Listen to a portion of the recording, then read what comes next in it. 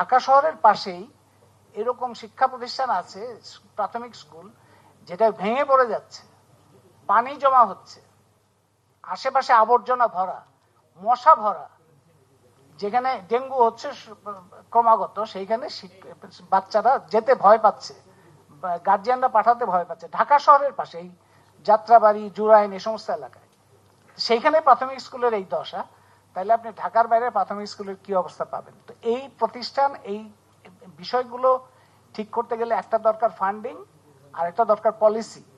সেটা তো একটা কম্প্রিহেন্সিভ পলিসি থাকতে হবে, এবং সেই ফান্ডিংটা আনতে গেলে তখন এই যে বাজেট বরাদ্দ কোন কোন খাতে আসলে যাবে প্রায়োরিটি বেসিসে, এবং শিক্ষকের পদগুলো, শূন্য পদগুলো পূরণ করা, সেই পূরণ করতে গেলে কোচিং সেন্টারের উপরে নির্ভরশীল, টিউশনের উপরে নির্ভরশীল অনেক শিক্ষিত ছেলে মেয়ে আছে, তাদের প্রধান কর্মসংস্থান হচ্ছে কোচিং সেন্টার। তারা কিন্তু যথেষ্ট যোগ্য এবং তাদের শিক্ষক হিসেবে যথেষ্ট ভালো সুনাম আছে। তাদেরকে এই মেইন স্ট্রিম শিক্ষা প্রতিষ্ঠানে আনা যায় যদি সেখানে বেতনটা যথাযথভাবে থাকে, তাহলে যোগ্য শিক্ষক এখানে আসতে পারে।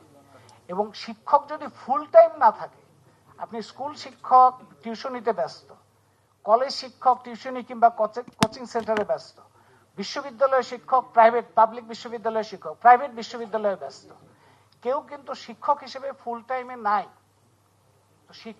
এবং কেউ কেউ রাজনীতি নিয়ে ব্যস্ত।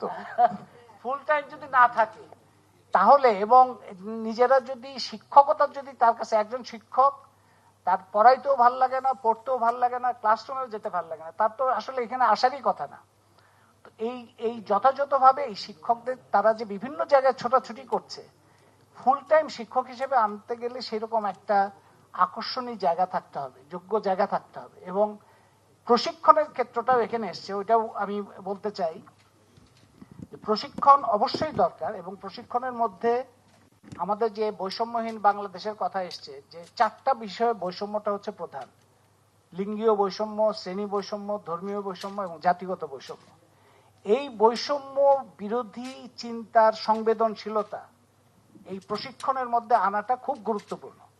আমরা অনেক প্রতিষ্ঠানে, শিক্ষা প্রতিষ্ঠানে, স্কুল, মাদ্রাসা, সব জায়গাতেই এই বৈষম্য ধরনের কথাবার্তা মানে শিক্ষকের মুখ থেকে বেরোচ্ছে, শিক্ষার্থীরা শুনছে যে অন্য ধর্মের সম্পর্কে, অন্য জাতি সম্পর্কে, অন্য শ্রেণী সম্পর্কে, অন্য লিঙ্গ সম্পর্কে অসম্মানজনক কথাবার্তা কিংবা অপমানজনক কথাবার্তা শিক্ষকের মুখ থেকে আসছে, কিংবা ওই ধরনের ম্যাটেরিয়ালস তাদের কাছে যাচ্ছে।